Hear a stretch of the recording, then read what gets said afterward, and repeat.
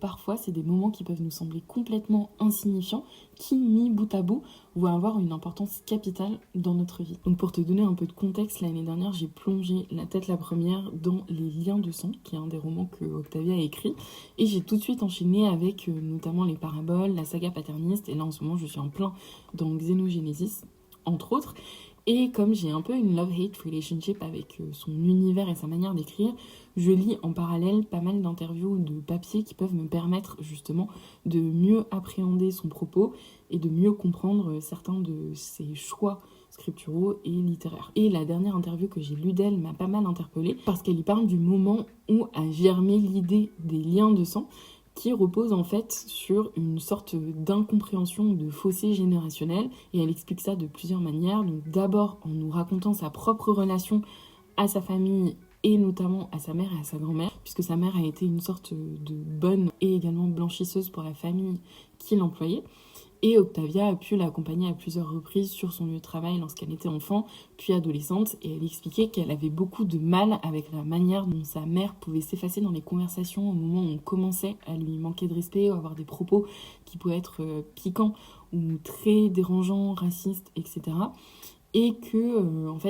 Octavia la blâmait un peu de ne pas forcément répondre, de s'écraser et de ne pas faire valoir sa parole ou sa personne. Et que c'est en grandissant, justement, qu'elle a appris que c'était parce que sa mère avait cette attitude qu'elle arrivait à s'effacer, qu'elle arrivait à devenir, comme elle le note dans l'interview, sourde au bon moment, qu'elle pouvait s'extirper de certaines situations où si elle était restée présente, elle aurait dû intervenir et ça l'aurait mise en porte-à-faux. Et qu'en fait, c'est grâce à ça qu'elle pouvait avoir son salaire à la fin du mois et donc qu'elle pouvait entretenir sa fille, lui donner un toit au-dessus de sa tête et faire en sorte qu'elles aient une vie décente. Et de la même façon, sa grand-mère a travaillé longtemps dans des plantations de canne, même si c'était plus l'époque de l'esclavage, et était en fait dans des conditions déplorables et devait subir peu ou prou le même traitement que sa mère. Et pour Octavia, cette sorte d'épiphanie a été une première étape dans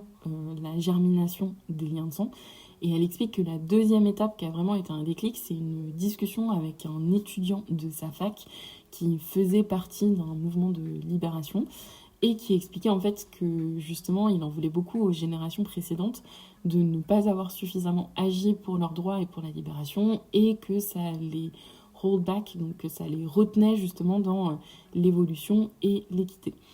Et Octavia s'est rendu compte, de par cette discussion,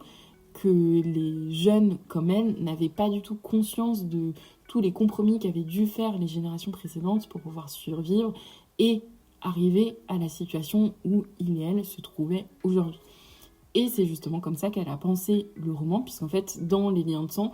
on a une personne qui vit à l'époque contemporaine, Dana, qui va être transportée sur une plantation de canne à sucre où elle va rencontrer ses ancêtres et comprendre, voir de ses propres yeux, quels sont les différents mécanismes à l'œuvre pour créer une forme de hiérarchie sociale et quels sont les mécanismes aussi de soumission qui vont déclencher chez les personnes esclavagisées des comportements de survie tels qu'elle les déplorait et que ses potes à l'université aussi. Et j'ai trouvé ça super chouette de sa part de nous partager un peu un bout de sa réflexion et de voir aussi à quel point des discussions ou des moments qui peuvent nous paraître insignifiants à un moment T peuvent, mis bout à bout, donner un roman ou quelque chose de beaucoup plus abouti. Anyways, c'est tout pour aujourd'hui. Je te dis à très vite au bord du bassin.